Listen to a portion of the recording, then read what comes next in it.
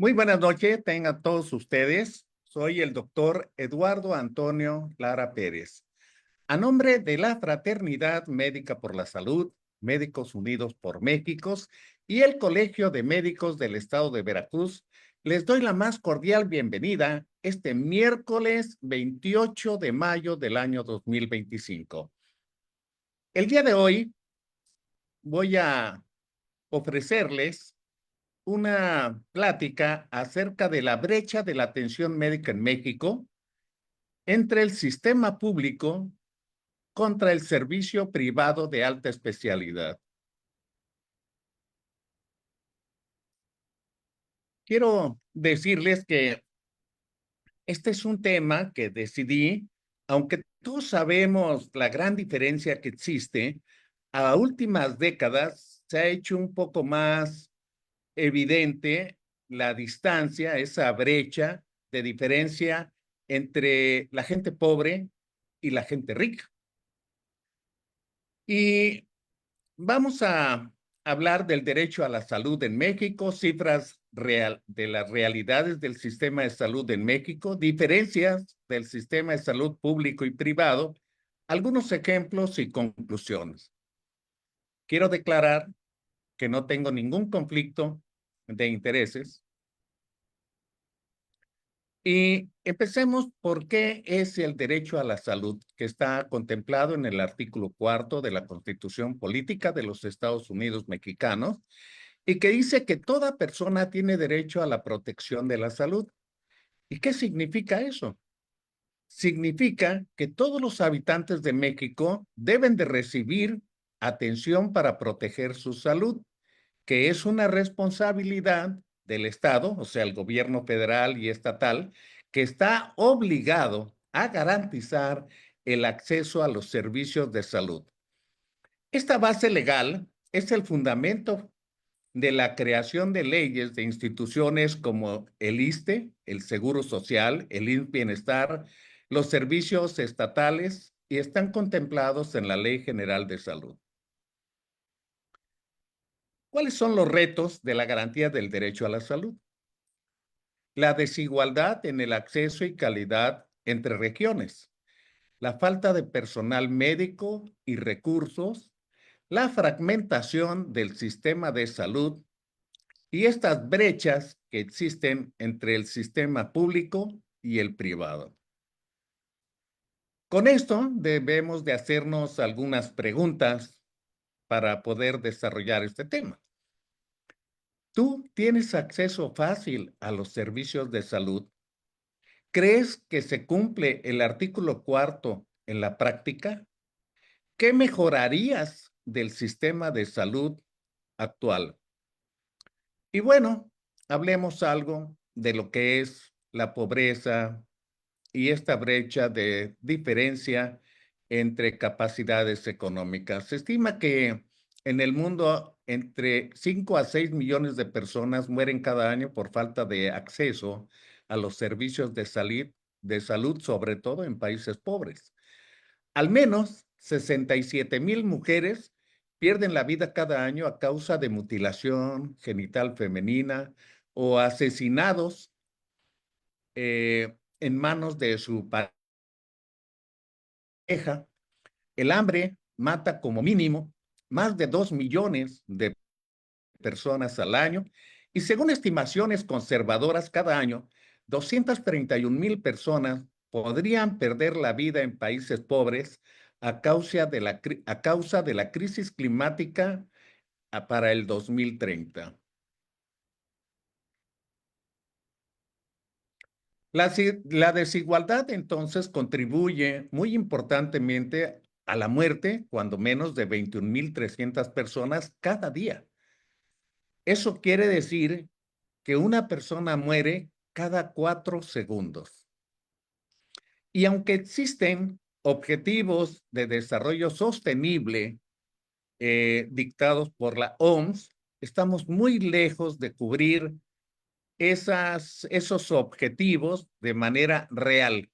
Y tal parece que las administraciones del gobierno, que son las obligadas de hacer cumplir estos objetivos, pues no le han puesto fin a la pobreza, al hambre, a la salud, a la educación, a la desigualdad de género, y así nos podemos seguir con otros objetivos que están muy lejos de cumplirse, al menos en México.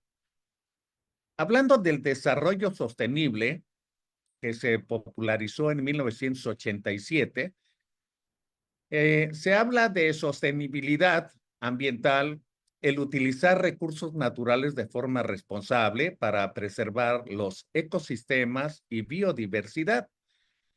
La sostenibilidad económica es promover un crecimiento económico inclusivo y estable que genere empleo y reduzca la pobreza. La sostenibilidad social es garantizar el bienestar de todas las personas, fomentando la equidad, la justicia social y el acceso a servicios básicos como salud, educación y vivienda. De estos ejemplos sostenibles tenemos el uso de las energías renovables, la solar y la eólica, la agricultura orgánica que conserva los suelos y el agua, las ciudades con transportes públicos eficientes y menos contaminantes, y las políticas que promueven la igualdad de oportunidades para todos. Acerca de la pobreza y el desarrollo sostenible, sin desarrollo sostenible, la pobreza persiste. Si los recursos naturales se agotan o se distribuyen de manera injusta, las comunidades pobres son las más afectadas. Reducir la pobreza es clave para la sostenibilidad. Las personas en situación de pobreza a menudo dependen directamente de la naturaleza, como pescar, como hacer agricultura para poder sobrevivir. Si se protege el medio ambiente y se promueve el acceso a servicios, pueden mejorar su calidad de vida sin destruir su entorno. El desarrollo sostenible busca crear empleos dignos, acceso a la educación y seguridad económica, lo cual rompe el ciclo de pobreza. Hablando de la salud y el desarrollo sostenible, la salud depende del medio ambiente. El aire limpio, el agua potable, alimentos sanos, viviendas adecuadas son condiciones ambientales básicas para una buena salud. Las enfermedades aumentan con la contaminación y el cambio climático, por ejemplo, enfermedades respiratorias por mala calidad de aire o brotes de dengue por falta de control ambiental. El desarrollo sostenible incluye sistemas de salud accesibles, prevención de enfermedades y condiciones de vida saludables para todos. Un país que invierte en energía limpia, educación para todos, acceso universal a servicios de salud y protección de los recursos humanos, está aplicando un enfoque sostenible que reduce enfermedades, da oportunidades laborales dignas, protege a los más vulnerables y evita que la pobreza se transmita a las nuevas generaciones. En resumen, sin salud ni reducción de la pobreza, no hay desarrollo sostenible posible, y sin sostenibilidad, la salud y el bienestar futuro están en riesgo. Para esto, para el desarrollo sostenible, se han creado algunos desafíos, tanto en salud y en bienestar en México, que también estamos un poco lejos de alcanzar estas metas, por hablar de algunos: el embarazo en adolescentes, el sobrepeso y la obesidad, el déficit de trabajadores de la salud y algo que es terriblemente triste, que es el gasto de bolsillo. Perdón. Entonces, es obligación del gobierno en turno cuidar de todos estos derechos y garantías, administrar la riqueza de México para garantizar, pues, la seguridad, el derecho a la salud, el derecho al medio ambiente, el derecho a la vivienda, en fin, todos estos derechos es responsabilidad del gobierno en turno. Y para ello, pues debe de invertirse y administrar el dinero. Y vean ustedes cómo aquí en México se invierte más en educación que en salud y se invierte un poquito menos para invertir. Eso, pues, es una mala fórmula. Si hablamos, por ejemplo, de la infraestructura médica del IMSS Bienestar, hablamos de que pretenden cubrir 53.2 millones de mexicanos con esa cantidad de hospitales. 714 hospitales, 13.968 centros de salud, 29.533 consultorios generales, 7.127 consultorios médicos de especialidad y 28.403 camas, pero no ha invertido nada, sino simplemente, ni ha creado nada, simplemente está utilizando la plataforma del Seguro Social deteriorada ya para el derecho habiente, o sea, aquel que es trabajador y aporta cuotas al Seguro Social para recibir atención médica. Y aquí, pues debería de haber una gran inversión para cubrir todo esto que se está diciendo y que es aparte de los servicios del Seguro Social. Y entonces empezamos a ver una serie de discrepancias. Por ejemplo, hasta enero de este año se tenían 22 millones 300 mil puestos de trabajo, o sea, la gente que aporta al Seguro Social. Y de esos trabajos permanentes, el 87%, eventuales 13.2, con un salario promedio de 617 pesos diarios. Entonces, ¿cómo está distribuida la población que se atiende en el IMSS? Bueno, el IMSS, esa cantidad, esos 22 millones de trabajadores, en realidad se vuelven 70 millones, porque en el Seguro Social, un trabajador le da derecho a recibir atención médica a su esposa, a su concubina, a sus hijos, a sus suegros, a sus abuelos o personas dependientes de él que sean menores de 20 años. Y tenemos aparte, para esta plataforma del Seguro Social, pues 11 millones, no los 52 que decían que iban a cubrir, sino 11 millones que representa el 10% que son atendidos en el Seguro Social. Entonces, empiezan a crearse ya una congruencia de la realidad, de lo que existe entre el discurso político de recibir atención gratuita, nada es gratuito, es un derecho, nuestros impuestos, el dinero lo paga. Y vean ustedes, por ejemplo, del año 23 al año 24 hay una reducción de dinero porque si tomamos en cuenta que 128 mil millones van a utilizarse para el IMSS Bienestar, pues realmente ni se resuelve el problema del IMSS Bienestar y se agrava el problema de la atención en el Seguro Social. Entonces, comparando un poco qué era lo que pasaba antes, cuando existía el Seguro Popular, pues el Seguro Popular, con todas las críticas que recibía, pues vean ustedes que la población que atendía y que se atendía no por cuestión de infraestructura, se utilizaba la infraestructura, pero el Seguro Popular le pagaba en dinero para que se atendiera a la gente pobre, porque es precisamente la gente pobre que se cubría con el Seguro Popular. Entonces, ¿qué es lo que ha pasado? Para esos gastos catastróficos y para lo que se tenía el Seguro Popular. O sea, si tenías la desgracia de tener insuficiencia renal, un infarto al miocardio, cáncer, etcétera, el Seguro Popular le daba dinero al Seguro Social para tu atención. Pero ahora ese fideicomiso ha desaparecido desde que se puso en función el Instituto Nacional de Salud para el Bienestar, o INSABI, y vean ustedes qué es lo que ha pasado para el año 2023, pues prácticamente ya no se tenía nada de dinero de ese fideicomiso. Entonces, la tabla de estimaciones de la población de México de 2015 a 2025, pues vean ustedes qué es lo que ha pasado. el Seguro Social tiene una infraestructura de hace 10 años, pero la población de hace 10 años ya no es la misma.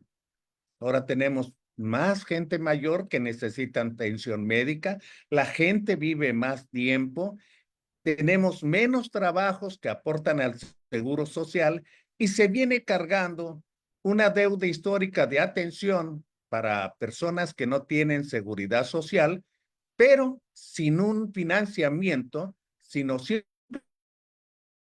simplemente con unos cuantos millones de pesos pensando que se van a cubrir esas necesidades. ¿Y cuáles son las realidades en México?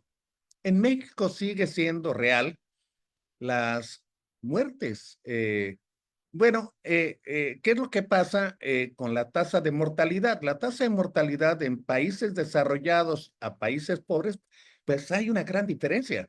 Es una diferencia, claro, de dinero, pero en realidad de infraestructura y de los mecanismos necesarios para garantizar que esas personas puedan sobrevivir. Y así vemos qué es lo que pasa con la mortalidad infantil, muy alta en países pobres, muy baja en países desarrollados, y la mortalidad materna, pues ni se diga, exageradamente alta en los países pobres, a diferencia de los países desarrollados. Entonces, cuando hablamos de que la salud, pues es básicamente un reflejo de lo que inviertas en dinero pues, para recibir atención tanto para evitar que mueras como atenderte y tener una buena calidad de vida. Y la Organización Mundial de la Salud pues ha sugerido que cada país debería de destinar al menos el 6% de su Producto Interno Bruto y pues México está muy lejos de esa situación. ¿Qué es lo que pasa con respecto al personal médico y de salud en el Seguro Social? Hasta el año 2024, el Seguro Social contaba con 98,000 médicos y médicas en funciones. En marzo de 2025 se contrataron 3,244 médicos especialistas, adicionales mediante un proceso ágil de selección. A través del programa INS Bienestar se ha otorgado bases permanentes a 25,000, casi 500 trabajadores de la salud. No estamos hablando solamente de médicos, sino también estamos hablando de enfermeras, químicos, psicólogos, etcétera.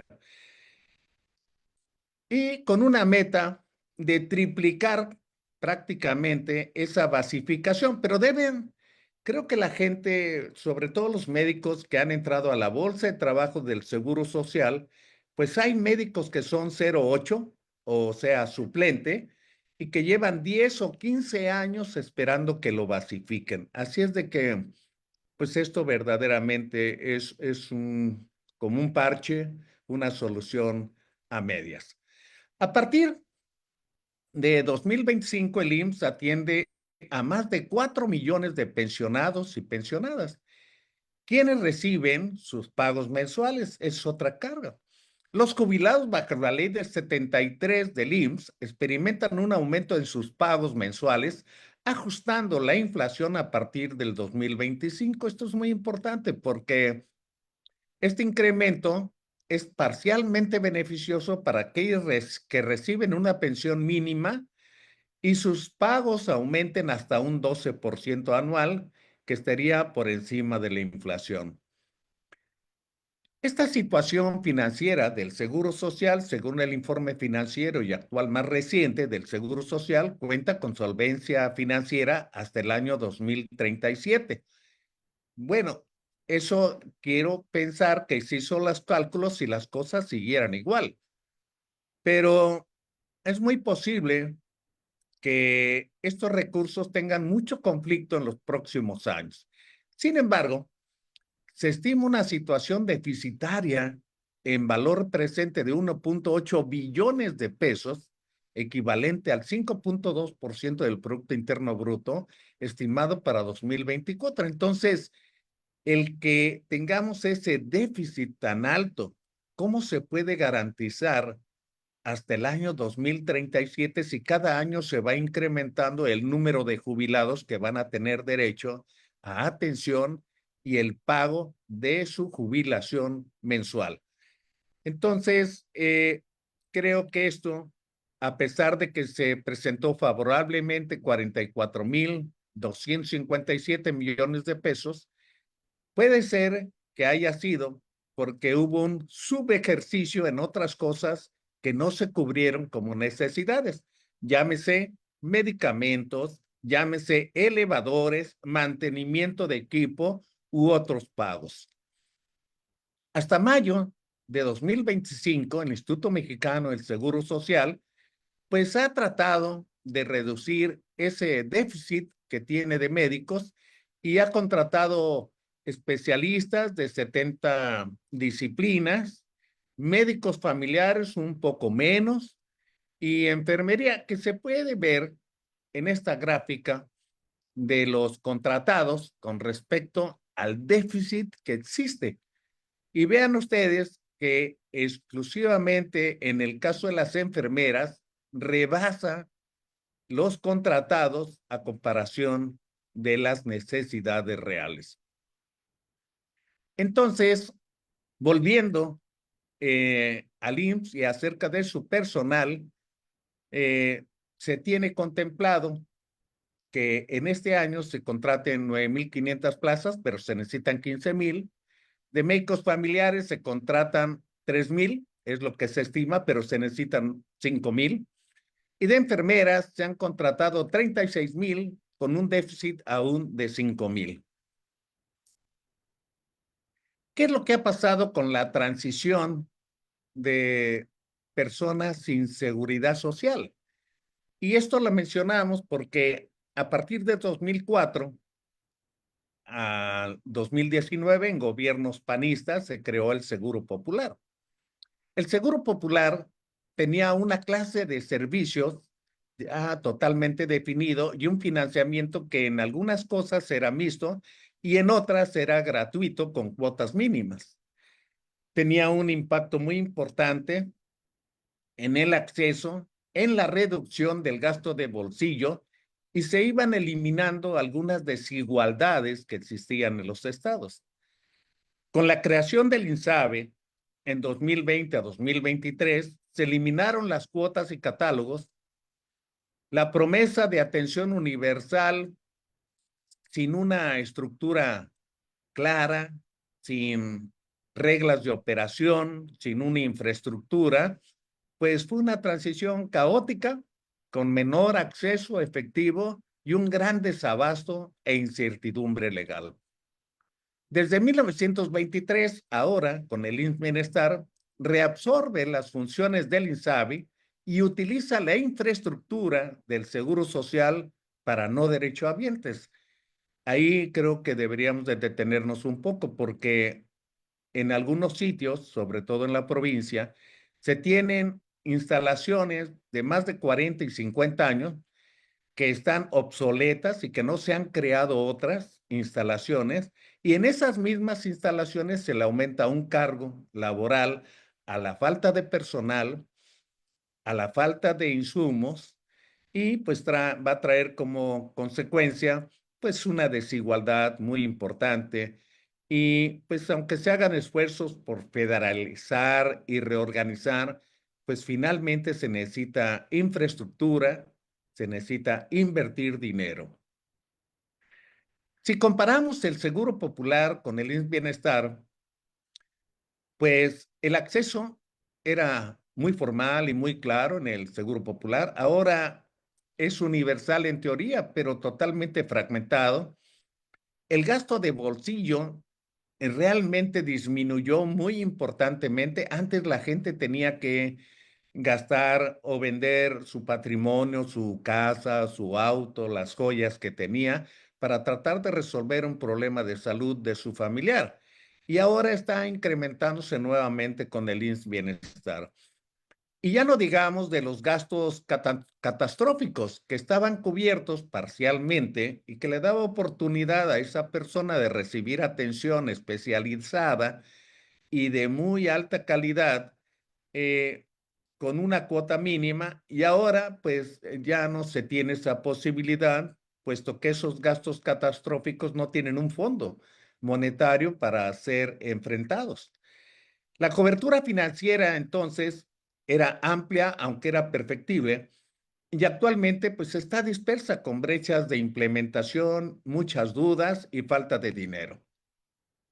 Entonces, pues deberíamos de reflexionar que la salud o para la salud, pues hay que gastar dinero. No hay otra manera. Y si comparamos entonces las enfermedades crónicas con respecto al sistema público y el sector privado, pues hay grandes diferencias muy importantes. Por ejemplo, el acceso. En el sistema eh, público, una consulta tarda entre 5 y 10 minutos, a diferencia de más del doble en el sector privado. La frecuencia de seguimiento es mensual o trimestral en el sector público y en el privado, pues es flexible y se ajusta según la necesidad del paciente. La disponibilidad de medicamentos, pues es limitada. Con frecuencia hay un gran desabasto y a nivel privado, pues hay una alta disponibilidad, pero cuesta dinero. Los estudios de diagnóstico son gratuitos, con un gran tiempo de espera en el sector público y en el privado, pues son disponibles de inmediato, rápidos, pero costosos.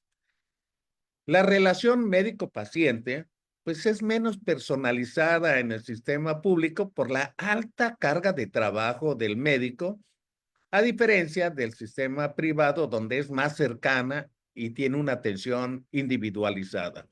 Eso tiene mucha importancia con la relación médico-paciente. Yo creo que cualquiera de nosotros nos sentimos más tranquilos si nos sentimos atendidos, entendidos y con una buena disposición del médico. La coordinación con respecto a la educación y autocuidado, pues depende si entra algún programa. En el caso del sector privado, pues hay un gran énfasis a la educación y prevención si se paga y se solicita. En pocas palabras, todas las variables, los costos para el paciente en el sistema público, pues son bajos o nulos. En el privado, pues dependen del seguro que tengan y la forma de pago. La tecnología es variable, a veces obsoleta o insuficiente en el sector público, y en el sistema privado, pues hay una alta tecnología disponible y en cambiando actualmente y constantemente. Los programas de control tienen protocolos estandarizados, pero poco personalizados en el sistema público, a diferencia del privado, en el cual son individualizados con planes de control personalizados. El enfoque de prevención, en teoría sí, en el sector público, pero en la práctica se enfoca a una atención reactiva, o sea, se reacciona cuando hay un problema, si no lo hay, pues no se promueve que se evite. A diferencia del sector privado, que hay una mejor comprensión de este aspecto. Y de ahí, pues algo que es terrible, que es el gasto de bolsillo, que representa que lo que no esté cubierto o aquellas cosas agudas, inesperadas, que se presentan de urgencia, pues que la gente tiene que enfrentar y gastar de su bolsillo. Y vean qué es lo que pasa en algunos países: Argentina, Brasil, Colombia, Dinamarca, Suecia, Suiza, y vean ustedes la gran diferencia de porcentaje de ese gasto de bolsillo, de lo que se tiene que gastar en México, reflejo de la mala calidad de los servicios y la falta de acceso. Con respecto a la atención de padecimientos de alta complejidad, vean ustedes qué es lo que pasa. Y creo que todos nos damos cuenta. El acceso a los servicios en el servicio público, pues son limitados a alta especialidad, que son regionales. Eh, el costo aparentemente es gratuito o simbólico. El tiempo de espera es muy largo, sobre todo en trasplantes o cirugías complejas. La infraestructura es variable, con saturación en algunos centros. La ubicación de los servicios generalmente está centralizada, la mayoría en la Ciudad de México o en Jalisco o en Monterrey. La cobertura de seguros no aplica para las cuestiones de tipo laborales o programas sociales, pero sin embargo, hay hospitales de muy alta tecnología y muy reconocidos del sistema público, como el Instituto Nacional de Enfermedades Respiratorias, el Instituto Nacional eh, de la Nutrición, el Hospital General de México y el Instituto Nacional de Pediatría. La diferencia con respecto al sistema privado, pues es que es disponible en hospitales privados, pero no son todos. Es muy elevado el gasto de la cirugía, sobre todo la cirugía cardíaca, que puede ir de 500,000 pesos a 2 millones. El tiempo de espera es muy bajo dependiendo de la capacidad de pago. La infraestructura es moderna y muy bien equipada. También con mayor presencia en ciudades grandes, pero no en ciudades rurales o medianas. Requiere de un seguro de gastos médicos mayores o pago directo, y hay hospitales, ejemplo, de su buen funcionamiento y que son de elite a nivel privado, como el ABC, el Médica Sur, Ángeles, Zambrano, El León, San José, Puerta de Hierro, etcétera. Si comparamos eh, el IMSS Bienestar en, al sector privado y de seguros médicos, pues todavía es un poco peor aquí, pero pues prácticamente lo mismo. eh, Se atiende mejor, con mejor calidad, con mejor equipo, con mejor resiliencia y empatía a nivel privado. Y en el IMSS Bienestar, pues hay citas diferidas, esperas largas, consulta muy breve, la atención es variable, limitada al personal y la saturación. No se hace prevención de enfermedades prácticamente. La continuidad de enfermedades crónicas, pues es fragmentada o retrasos en estudios, ajustes al tratamiento, los estudios de laboratorio con demoras importantes en semanas o meses, la cobertura de medicamentos parcial o en desabasto, sobre todo en enfermedades crónicas y de alto costo, y la relación médico-paciente distante por la carga laboral para poco tiempo de escuchar al paciente. Entonces, repito, sin embargo, hay hospitales públicos que generalmente pues son de élite, y son de élite pues porque comprendiendo su importancia y que hacen investigación y son de enseñanza, etcétera, hay un presupuesto extra para que funcionen de esa manera. ¿Cuáles son las realidades del Seguro Social y del Bienestar? Pues prácticamente la sobrecarga asistencial, la falta de insumos, el modelo reactivo y programas de prevención rezagados. ¿Cuáles son las ventajas del sistema privado o con seguro médico? La prevención es activa, hay acceso rápido a estudios y especialistas, tratamientos personalizados y flexibles, mayor dignidad y comodidad del paciente. Entonces, pues creo que todos nos hemos dado cuenta de esta situación de realidad muy distante de lo que se dice del discurso político, en el cual hay una gran saturación, una gran demanda de atención, instalaciones que son insuficientes, falta de equipo, falta de medicamentos y de personal. Entonces, en México existen marcadas desigualdades en la atención de la salud entre el sistema público y el sistema privado.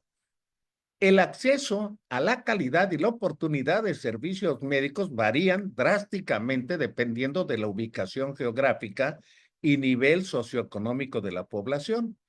En el sistema público, muchas personas enfrentan instalaciones saturadas, escasez de personal, tiempos de espera prolongados y disponibilidad limitada de medicamentos y estudios de diagnóstico. Estas condiciones se agravan en zonas rurales o marginadas donde los recursos son aún más escasos. En contraste, el sector privado ofrece una atención médica más rápida, con mayor disponibilidad de especialistas, tecnología avanzada y servicios personalizados, aunque el acceso está restringido a quienes pueden pagarlo o cuentan con seguros de gastos médicos. Esta disparidad refuerza la inequidad en salud y limita el derecho efectivo a una atención médica digna y oportuna para todos los mexicanos. Y vean ustedes las grandes diferencias. Entonces, la salud, pues es una cuestión de dinero. Pues definitivamente que sí. Y vean ustedes, la gente, según sus ingresos, pues es la gente que va a tener mayor posibilidad. La gente que no tiene límites o que viaja al extranjero para atenderse a los mejores hospitales, pues entra entre el 10% de la población. Y ya no digamos aquellos que se pueden dar el lujo de irse a Estados Unidos u otros países, que representa el 1%. La probabilidad de sufrir, por ejemplo, un infarto al miocardio en un paciente de 60 años obeso, hipertenso, depende de factores clínicos, pero también del entorno de atención médica. Comparar el servicio público y el privado en México puede marcar una gran diferencia en el pronóstico inmediato y a largo plazo. Entonces, tenemos un paciente de 60 años con riesgo moderado, alto, obesidad, con complicaciones, arritmias, falla cardíaca, hipertensión, es un agravante, especialmente si no está controlado, y otros factores que no determinan la muerte, pero sí aumentan la probabilidad de complicaciones. Y vean ustedes cuáles son las diferencias por tipo de atención. En el caso de una institución en el que se va a atender por infarto, pues vean ustedes la gran diferencia entre el sector público y el sector privado. El tiempo de atención obviamente disminuye en el privado. La disponibilidad de una sala de hemodinamia es muy limitada en el sector público, solo en hospitales de tercer nivel y no todos los días, los 7 días de la semana. A diferencia del sector privado, que es más rápida y en todas las clínicas donde se tiene una sala hemodinámica, se puede hacer en cualquier momento. El acceso a medicamentos también es otra limitante. La fragmentación de los tiempos también tiene que ver. Y definitivamente que la tasa de mortalidad pues se va a incrementar en el sector público, a diferencia de mejores tasas de sobrevida en el sector privado. Quiere decir entonces que hay una estimación de sobrevida dependiendo de la unidad de hemodinamia en las primeras 2 horas, es un factor muy importante. Yo les preguntaría en el sector público, ¿dónde le pueden hacer un cateterismo en 2 horas a un paciente derechohabiente? Y bueno, aquí traen algunas probabilidades de sobrevida dependiendo dónde se atienda y si se le realizó el estudio de hemodinamia. La conclusión es que la atención oportuna y con acceso a la tecnología de punta puede mejorar significativamente la sobrevida en México y eso suele ser más accesible con mayores posibilidades en el sector privado. Otro caso sería un niño de 9 años que necesita un trasplante renal. Supongamos que el niño tiene insuficiencia renal crónica en estadio terminal y requiere trasplante. Las diferencias entre el sector público y el privado afectan.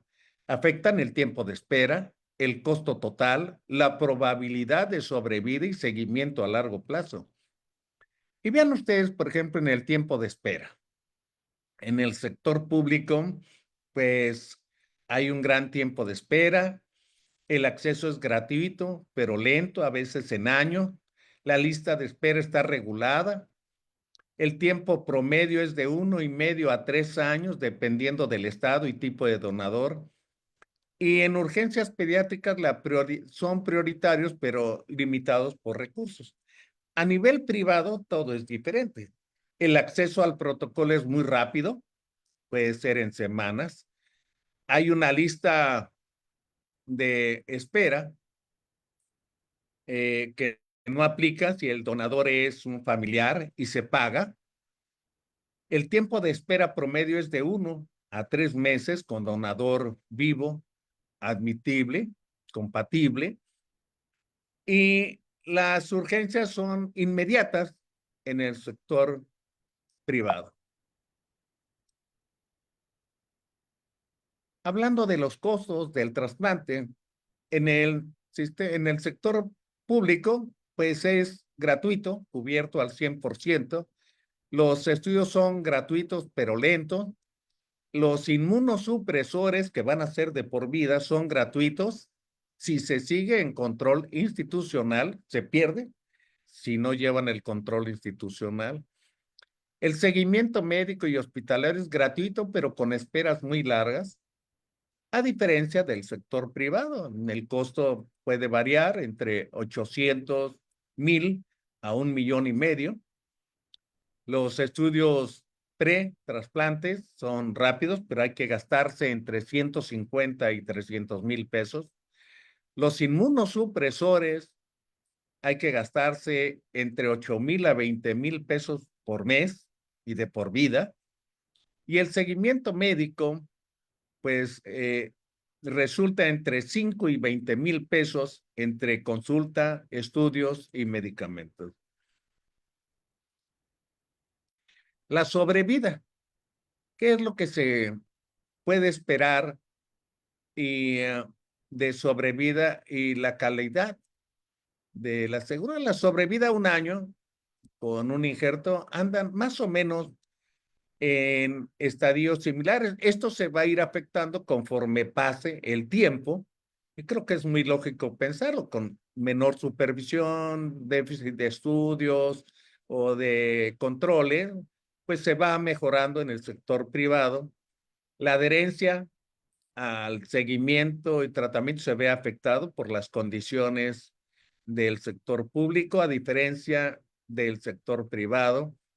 Y las rehospitalizaciones son más frecuentes con atención fragmentada, a diferencia del sector privado.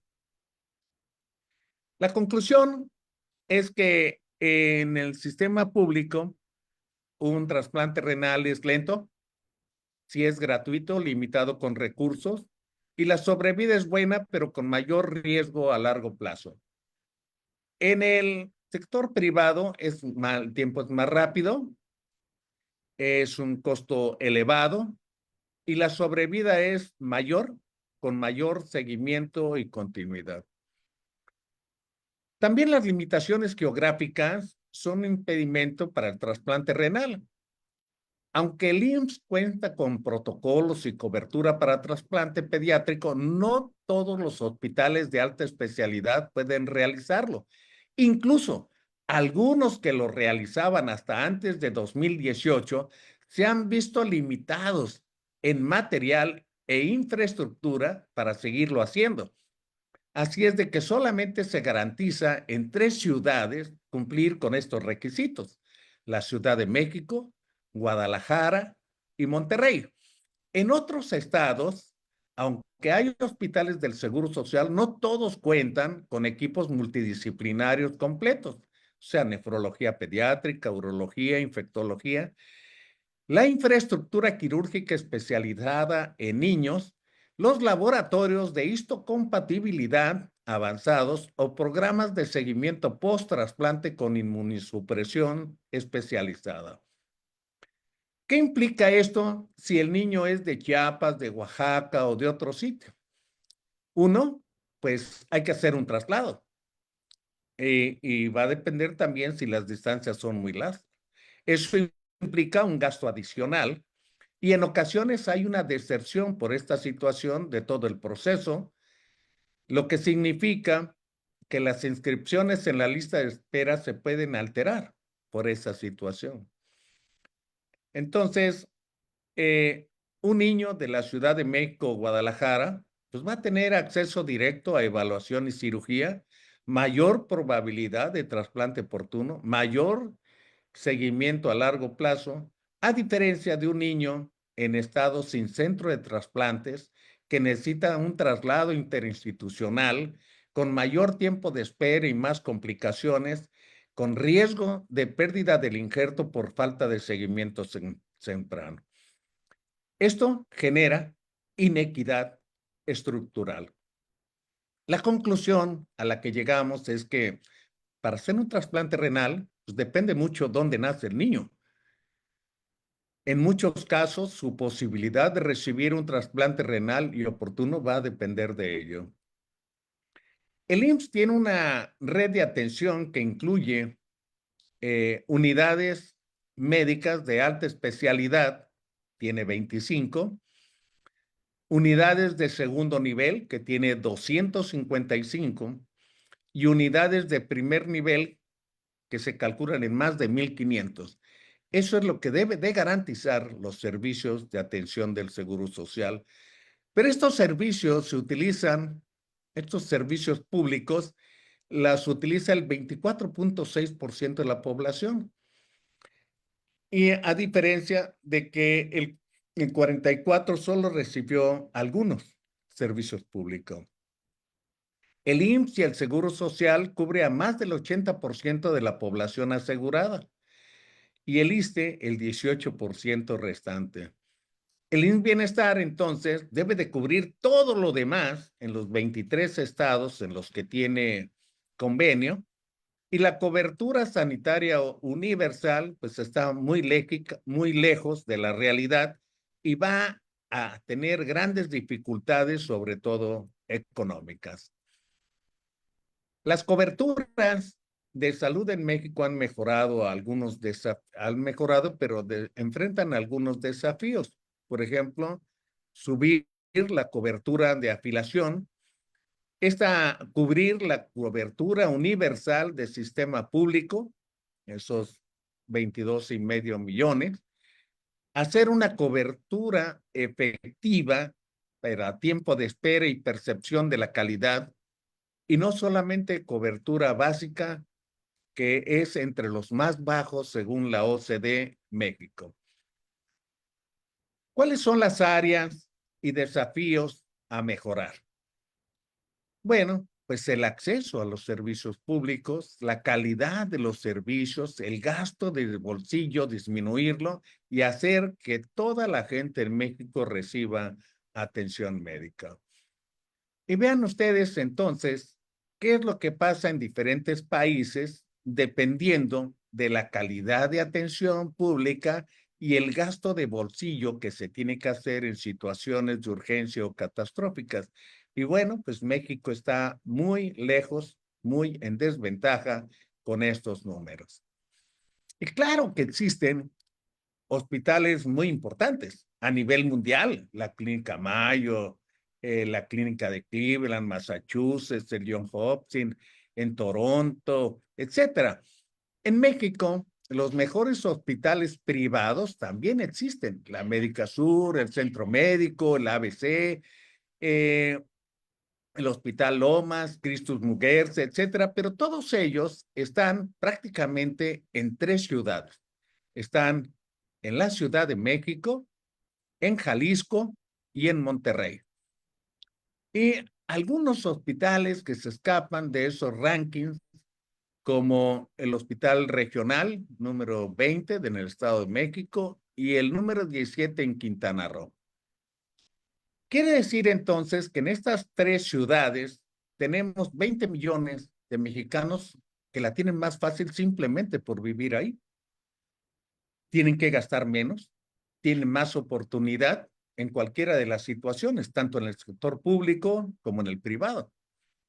Y el resto de los mexicanos, pues se complica el asunto. Vamos a poner un caso simulado. Un paciente masculino de 45 años que llega a urgencias con dolor abdominal intenso, se le diagnostica apendicitis, en un hospital público espera 36 horas para la cirugía. En el hospital privado se le hace cirugía laparoscópica en 4 horas. El resultado de recuperación rápida en el privado y las complicaciones muy posibles en el público. Estadísticas comparativas. Espera para la cirugía en el público hasta 72 horas, en el privado menos de 6. El acceso al diagnóstico molecular, por ejemplo, de cáncer en el público menos del 10% de los pacientes, en el privado más del 75%. La mortalidad evitable por falta de atención oportuna mayor en el sistema público, o sea, mueren más personas, especialmente fuera de las grandes ciudades. La OCDE, o Organización para la Cooperación y Desarrollo Económicos, es una organización internacional de gobiernos que trabaja para promover políticas que mejoren el bienestar económico y social de las personas en el mundo. Esta organización se enfoca en la colaboración entre países para abordar desafíos comunes, compartir experiencias y desarrollar mejores prácticas. La inversión en salud en México en contra de la OCDE o comparada con la OCDE, pues vean ustedes que es muy lejana de lo que recomienda la OCDE y que en el caso de la OCDE en México se gastan $538 anuales por persona y la OCDE recomienda $3,992. El porcentaje del PIB o Producto Interno Bruto de México invierte 5.4 de su PIB en salud, mientras que el promedio de la OCDE es del 9.2. La infraestructura y personal médico, las camas hospitalarias en 2018 en México se contaban 1.5 camas por cada 100,000 habitantes, por cada 1,000 habitantes, muy por debajo del promedio de la OCDE, que es de 4.7. El personal médico, México tiene 2.4 médicos y 2.8 enfermeras por cada 1,000 habitantes, cifras inferiores a las recomendadas por la OCDE, 3.4 médicos y 9 enfermeras por cada 1,000 habitantes. El abasto de medicamentos en 2023 se registraron más de 8 millones de recetas no surtidas en las principales instituciones de seguridad social, aunque esta cifra representa una mejora del 55% respecto al 2022. Iniciativas gubernamentales, el gobierno implementó la mega farmacia del bienestar para mejorar la distribución de medicamentos, aunque ha enfrentado desafíos logísticos y de transparencia y actualmente está en desuso. Satisfacción de pacientes en la atención médica. De cada 100 personas con alguna necesidad médica, 85 reciben atención, pero solo la mitad en una institución pública. La percepción pública, aunque se han realizado esfuerzos para mejorar el sistema de salud, persisten desafíos que afectan la percepción y satisfacción de los pacientes. La brecha entre la salud pública y la privada. El acceso a servicios, la mayor parte de la población recurre a médicos privados debido a las deficiencias del sistema público, lo que genera una carga financiera significativa para muchas familias. Costos y consecuencias. La diferencia en la calidad y disponibilidad de servicios entre el sector público y el privado pueden tener consecuencias graves, incluyendo impactos en la salud y bienestar de los ciudadanos. Conclusión. A pesar de las reformas y esfuerzos implementados los gobiernos de Morena, el sistema de salud en México continúa enfrentando desafíos significativos en términos de inversión, infraestructura, abasto de medicamentos y equidad en el acceso de servicios.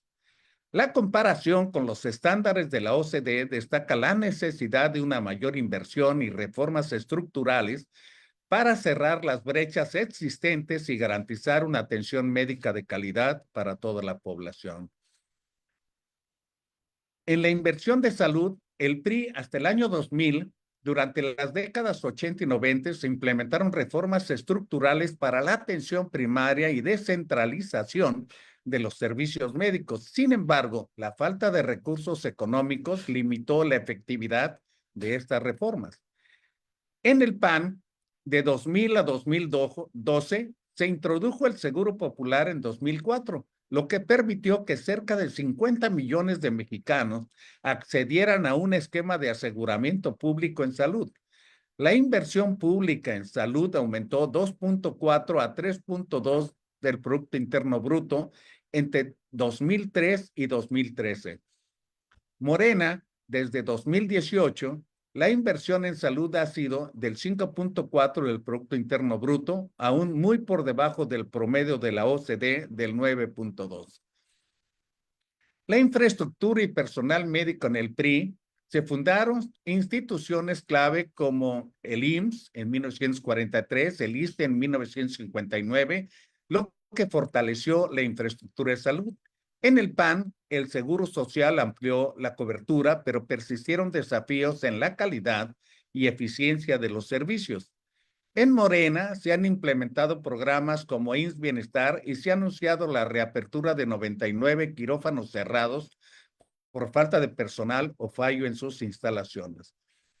Con respecto al abasto de medicamentos, en el PRI y el PAN antes del Seguro Popular, la adquisición de medicamentos estaba descentralizada, lo que generaba problemas de abasto. Con el Seguro Popular se implementaron compras consolidadas para mejorar la disponibilidad. Morena se ha enfrentado a desafíos en la adquisición y distribución de medicamentos con iniciativas como la Mega Farmacia del Bienestar para mejorar el abasto. Con respecto a la satisfacción de pacientes, el PRI y el PAN, la satisfacción de los pacientes estuvo influenciada por la cobertura y calidad de los servicios, con avances y desafíos en diferentes periodos. Con Morena, a pesar de los esfuerzos por mejorar el sistema de salud, persisten desafíos que afectan la percepción y satisfacción de los pacientes. La brecha entre la salud pública y privada. PRI y PAN, la dependencia del sistema de salud respecto a la condición laboral de los ciudadanos ha generado inequidades en el acceso y calidad de los servicios. En Morena, la desaparición del Seguro Popular y la creación del INSABI, seguida por su extinción, ha generado incertidumbre y desafíos de la cobertura de salud. Conclusión: a lo largo de las administraciones del PRI, PAN y Morena, el sistema de salud en México ha enfrentado diversos desafíos en términos de inversión, infraestructura, abasto de medicamentos y equidad en el acceso de los servicios. Si bien ha habido avances significativos, persisten brechas importantes que requieren atención continua para garantizar una atención médica de calidad a toda la población. ¿Cuál es la diferencia de padecimientos crónicos atendidos en la salud pública con respecto a los mismos problemas en el sector privado? La atención de enfermedades crónicas en México presenta diferencias significativas en el sistema de salud público y privado, tanto en el acceso como calidad y costos. A continuación, se detallan algunos contrastes. Acceso y cobertura. El sistema público, instituciones como el IMSS, el ISSSTE, la Secretaría de Salud atienden a la mayoría de los pacientes con enfermedades crónicas. Sin embargo, enfrentan desafíos como largas filas de espera, escasez de medicamentos y limitaciones en infraestructura, lo que puede retrasar diagnósticos y tratamientos. El sistema privado ofrece atención más rápida y personalizada, con acceso a tecnología avanzada y menor tiempo de espera. No obstante, los costos elevados limitan su accesibilidad para gran parte de la población. El abasto de medicamentos a nivel público frecuentemente se enfrenta a este desabasto de medicamentos esenciales para el tratamiento de enfermedades crónicas, lo que obliga a los pacientes a adquirirlos por cuenta propia, incrementando su gasto de bolsillo. En el privado, generalmente cuenta con un suministro más constante de medicamentos, aunque su costo puede ser significativamente mayor, representando una carga financiera considerable para los pacientes sin seguro médico. El gasto de bolsillo en el sector público, aunque los servicios son gratuitos o de bajo costo, las deficiencias en el sistema obligan a muchos pacientes a recurrir a gastos adicionales, como la compra de medicamentos o la búsqueda de atención en el sector privado. En el privado, los costos de atención, medicamentos y tratamientos son elevados. Sin un seguro adecuado, el tratamiento de enfermedades crónicas puede llevar a las familias al endeudamiento o incluso a la pobreza. El tiempo de espera y la continuidad de la atención. En el público, los pacientes suelen enfrentar largos tiempos de espera para consultas, estudios y procedimientos, lo que puede afectar la continuidad y eficacia del tratamiento de enfermedades crónicas. En el privado, ofrecen tiempos de espera significativamente menores y una atención más continua, lo que puede mejorar los resultados en el manejo de enfermedades crónicas. Con respecto a la calidad de atención y tecnología, en el sistema público, la calidad de la atención puede variar según la institución y la región. Algunas carecen de tecnología avanzada y personal especializado, lo que limita la capacidad de diagnóstico y tratamiento. A nivel privado suelen contar con tecnología de punta y personal altamente calificado que permite diagnósticos más precisos y tratamientos más efectivos para enfermedades crónicas. La conclusión es que la atención de enfermedades crónicas en México tiene una marcada diferencia entre el sistema público y el privado. Mientras que en el sector público enfrenta desafíos en acceso, abasto de medicamentos y calidad de atención, el sector privado ofrece servicios más eficientes pero a un costo elevado. Esta disparidad genera inequidades en la atención médica y puede tener consecuencias graves para los pacientes con enfermedades crónicas, especialmente aquellos con recursos limitados. Existen muchas maneras de comparar qué es lo que pasa en enfermedades de diabetes, hipertensión o cardiopatías, siempre con desventajas en el sector público y limitaciones, a diferencia del sistema privado, que representa un gasto mayor. De esto, algunos ejemplos. En la diabetes, a nivel público, falla frecuente el suministro de insulina, menos acceso continuo de glucosa. En el privado, disponibilidad de sensores de glucosa, bomba de insulina, endocrinólogos de tiempo completo. En la hipertensión, en el público, frecuentemente uso de monoterapia por falta de disponibilidad, y en el privado, combinaciones de fármacos, estudios de fondo de ojo, electrocardiogramas de rutina. En las cardiopatías, en el público, demoras en atención de infartos, falta de acceso inmediato a cateterismo, y en el privado, angioplastía en menos de 90 minutos, salas de hemodinamia operativas las 24 horas, los 7 días de la semana. La conclusión es que la brecha de la atención de enfermedades crónicas como la diabetes, hipertensión y las cardiovasculares entre los sectores públicos y privados es grande y creciente. Mientras el sistema privado ofrece mejor control y prevención, el público se enfrenta a desafíos estructurales que pueden traducirse en más complicaciones y muertes prevenibles. ¿Qué pasa con la salud infantil, la atención, las inmunizaciones y control de enfermedades crónicas en el sistema público en comparación con el privado? La atención de la salud infantil en México presenta diferencias significativas entre los sistemas públicos y privados, especialmente en áreas como inmunización, control de enfermedades crónicas y acceso a servicios médicos. A continuación, se ofrece un análisis comparativo. Comparativa de inmunización. Sistema público, el Programa Nacional de Vacunación ofrece vacunas gratuitas a través de campañas como la Semana Nacional de Vacunación. En 2025 se aplicaron 14 vacunas, incluyendo sarampión, tosferina y rotavirus. Sin embargo, se han registrado brotes recientes como 435 casos de sarampión y 436 de tosferina, lo que indica desafíos en la cobertura y seguimiento de la vacunación. El sistema privado ofrece acceso a vacunas no incluidas en el esquema nacional y permite una programación más flexible. No obstante, los costos pueden ser elevados, limitando su accesibilidad para algunas familias. Control de enfermedades crónicas. El sistema público enfrenta desafíos en la detección y manejo de enfermedades crónicas infantiles como la obesidad y la diabetes tipo 2. Se han implementado programas para monitorear peso y talla en escuelas, pero la cobertura y seguimiento pueden ser limitados. En el sistema privado se ofrecen diagnósticos más rápidos y acceso a especialistas, lo que permite un manejo más integral de enfermedades crónicas. Sin embargo, los costos asociados pueden ser una barrera para muchas familias. El acceso y calidad de atención. En el sistema público, instituciones como el Hospital Infantil de México, Federico Gómez, brindan atención especializada. Sin embargo, la carencia de servicios de salud afecta el 42.3% de la población infantil, especialmente en zonas rurales y entre familias de bajos ingresos.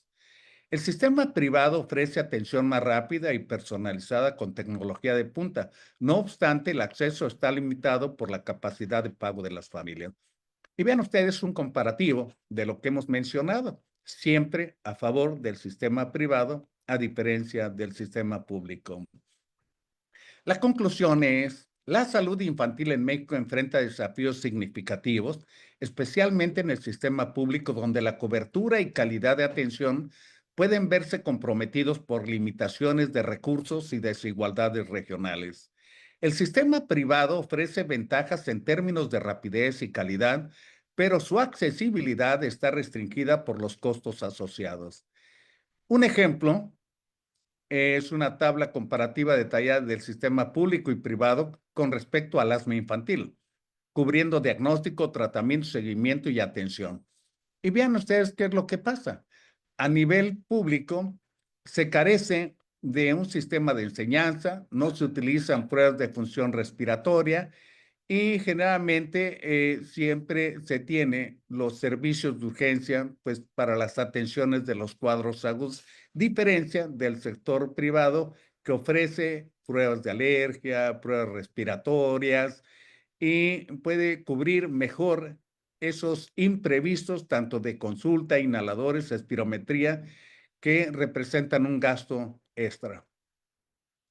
Entonces, en este atención, vean ustedes las limitaciones y las diferencias con respecto al sistema público, con respecto al sistema privado, y eso pues va a hacer una gran diferencia en el control de esta enfermedad crónica como es el asma infantil.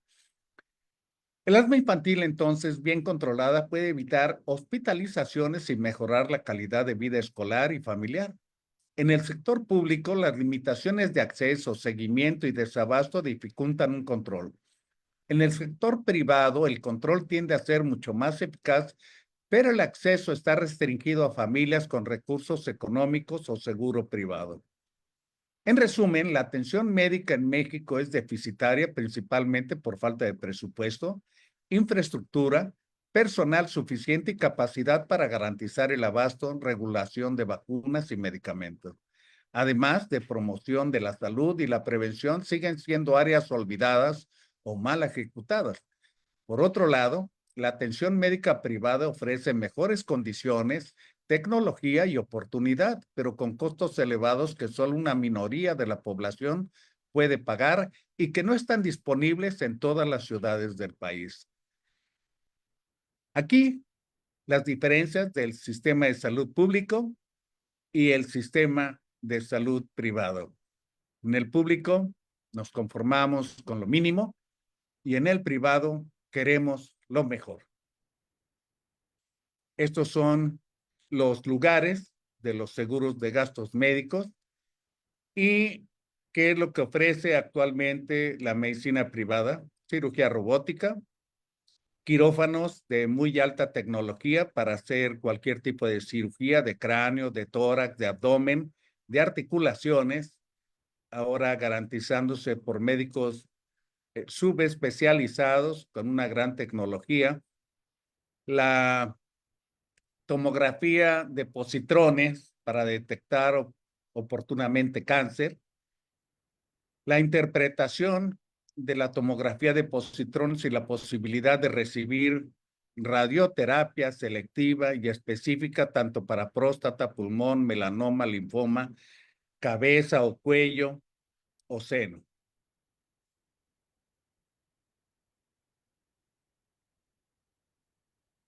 También se tiene la oportunidad de hacer diagnósticos genéticos en aquellos pacientes que es necesario tener un diagnóstico genético para saber la posibilidad de metástasis o la posibilidad de mejoría con un tratamiento.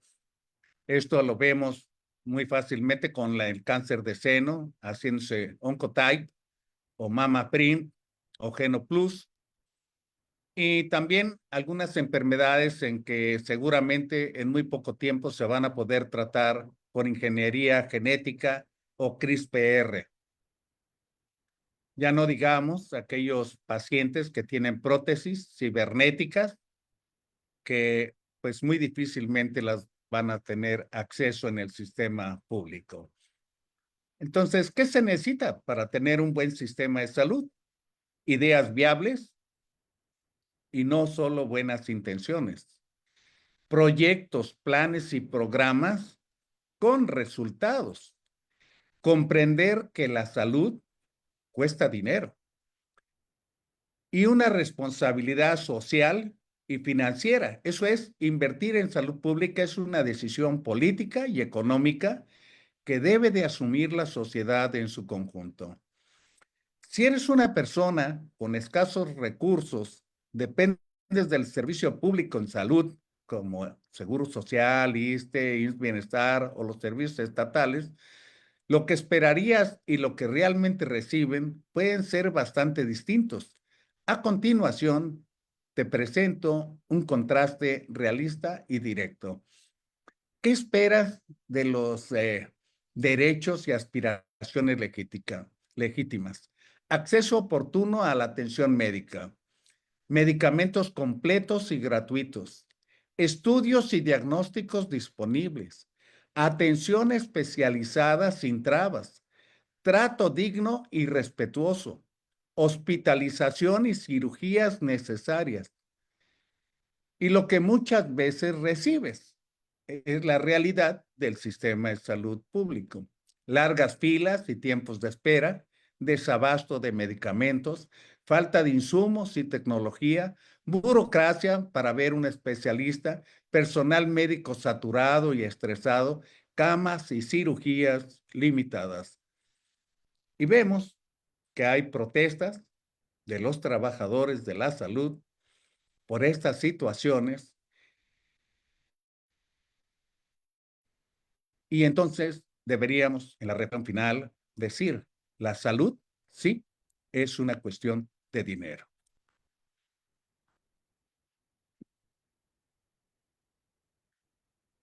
Y bueno, con esto hemos eh, intentado decir la gran brecha que existe entre la medicina de la atención de la salud pública y con respecto a la privada. Entonces, si una persona tiene la capacidad económica y se puede dar la oportunidad de tener acceso a la medicina privada. Sin embargo, debo de decir que esto se ha hecho un poco más grande. Por ejemplo, hasta la década de los 70, el Centro Médico Nacional del Seguro Social era el centro médico más importante de toda Latinoamérica.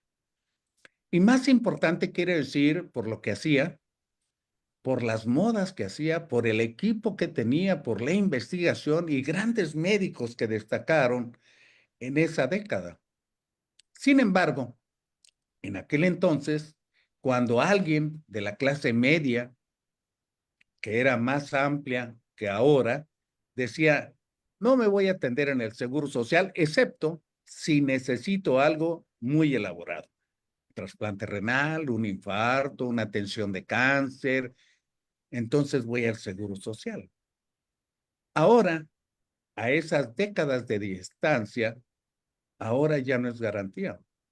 Ahora, si no tienes un seguro de gastos médicos mayores, estás supeditado a dónde vives, qué derechos tienes, qué suerte vas a tener si caes directamente en un hospital de concentración donde te puedan atender y hay el equipo necesario. Entonces deberíamos de reflexionar si la salud es una cuestión de presupuesto, de dinero, debería de administrarse mejor la riqueza del país, ofreciéndole a los mexicanos pues todo aquello que esperamos de la salud pública y por la que pagamos impuestos y en la que está obligado el gobierno, como dijimos al principio de la plática, en garantizar el derecho a la salud. Espero Si alguien quiere comentar o hacer uso de la palabra, eh, agradezco al doctor Nelson Faría Montiel eh, los saludos desde Maracaibo, Venezuela. ¿No te has cansado, Eduardo? Dice, me ha llamado mucho la atención del tópico y quiero conocer una fuente directa y confiable de esta diferencia y su comparación con nuestra situación en Venezuela. Será tema de una plática. La doctora Araceli Silva dice, buenas noches a todos. Gracias, doctor Eduardo. El tema es amplio, con múltiples aristas, pero excelentemente reducido y con una conclusión precisa. El dinero es como el interés en atender. Doctor Loredo, Yo diría, ¿no está prendida la cámara? No, no a, prende. a, a ver, enciéndela, por favor. Ya, pues, no prende. Bueno, ahí está ya. Adelante, maestro. Te preguntaba yo si no te habías cansado. Hablaste más de una hora. Y en Sí, fin, me, vamos, los avances tecnológicos y científicos de la medicina van increciendo, se van incrementando, pero los costos del mismo y el aumento de la población también se van aumentando. Entonces, y tendremos ahora que enfrentarnos a situaciones económicas muy serias en nuestro país. Lo que se veía hace en la década de los 70, el centro médico, el hospital de 20 de noviembre, muy bonitos, muy nuevos, inclusive el Instituto Nacional de Pediatría, un hospital muy bonito, muy nuevo, muy bien sostenido, pues se han ido deteriorando al paso del tiempo por dos razones, porque el aumento indiscriminado de los pacientes hace que se tengan que ir reduciendo espacios para dar cabida a otras actividades tecnológicas que se requieren para atender a los pacientes. Desgraciadamente en nuestro país predominan tres haces: la corrupción, la impunidad y la negligencia. Y eso abarca no solamente a los gobernantes, a los administradores, sino a la población civil. Entonces, estamos inmersos en este problema de corrupción, impunidad y negligencia. Y esto hace que no alcance actualmente el tratar adecuadamente a un paciente, a pesar de que tengas dinero. Necesitas tener muchísimo dinero para poder resolver el problema. Entonces yo creo que los avances o la insistencia que se debe de desarrollar en mejorar la atención al primer nivel de atención, la atención médica al primer nivel de atención, preparar mejor a los médicos para evitar que se compliquen ciertas situaciones médicas. Uno, dos, debemos de trabajar en todos los campos en la prevención, en la prevención. ¿Por qué tenemos tanto obeso, tanto niño con sobrepeso? Pues porque no nos aplicamos. Le echamos la culpa a las industrias, a la gente que, pero no tenemos educación. Y entonces eso hace que tengamos que estar viendo esos problemas. Educación me parece que es fundamental.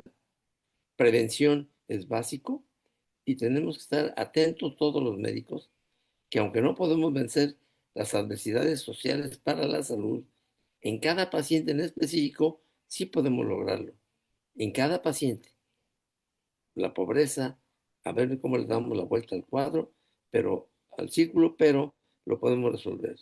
La ignorancia lo podemos resolver, pero en cada paciente, no en toda la población.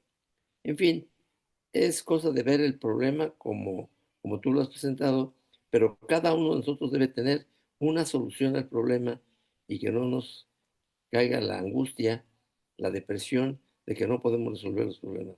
Yo creo que volvemos a lo mismo. Cada paciente que es nuestro paciente es nuestra responsabilidad y trataremos de resolverlo lo mejor posible para salir adelante. Te felicito, Eduardo.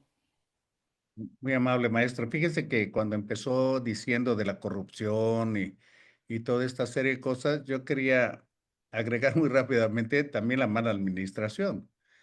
porque ahora sí que siendo poco el dinero y gastándolo mal, Sí. eh, pues con cosas que no producen nada. Yo Vamos a creo que es una percepción en la que debe de reconocerse que lo más sagrado que tenemos en cualquier país es la salud. la vida de sus ciudadanos. Y luego de ahí, aparte de la vida, pues su salud. Y realmente, si se tuviera una conciencia de lo que es la salud pública, no deberíamos de comprar agua embotellada. Los países desarrollados toman agua del grifo. Ujú. Eh, y así como eso, nos podemos seguir con los drenajes y otra serie de cosas. Y siempre estamos reactivos, pues porque viene un huracán, porque hay un temblor, porque erupcionó un volcán, etcétera. Y nunca estamos Incendio. prevenidos. Se ha quitado pues, prácticamente todo lo que habíamos logrado de la prevención de desastres, de los fideicomisos de atenciones primarias. Y ahora que estuvimos en la Academia Nacional, pues yo presenté una propuesta ahí para cambiar un poco las ideas de la universidad y las ideas de la atención primaria en niños. Yo creo que tenemos que intentar hacer cambios, pero cambios de a de veras, porque si seguimos haciendo lo mismo, pues esto es lo que vamos a conseguir. Claro, sí. Entonces necesitamos hacer cambios. No todos van a ser buenos seguramente, pero es mejor que seguir igual. Entonces, tal vez ese sea el mensaje final. Yo agradezco mucho su comentario y a todos los que se unieron, a la doctora Silva Algula, al doctor Nelson Faría allá en Venezuela. Sé que también allá la están pasando un poco difícil. Sí, Y bueno, pues con el afán de que siempre llenarnos de optimismo, decir, como dice una querida amiga española, primero, estamos vivos. Y eso pues ya nos da la oportunidad de tratar de ser mejores y honrar nuestro tiempo para no perderlo en cosas vanas e insignificantes. Tratar siempre de hacer cosas mejor y más. Quiero agradecer a nombre de la Fraternidad Médica por la Salud Médicos Unidos por México y el Colegio de Médicos del Estado de Veracruz la atención. Este video estará en unos minutos en nuestro canal de YouTube. Muchas gracias a todos y buenas noches. buenas noches.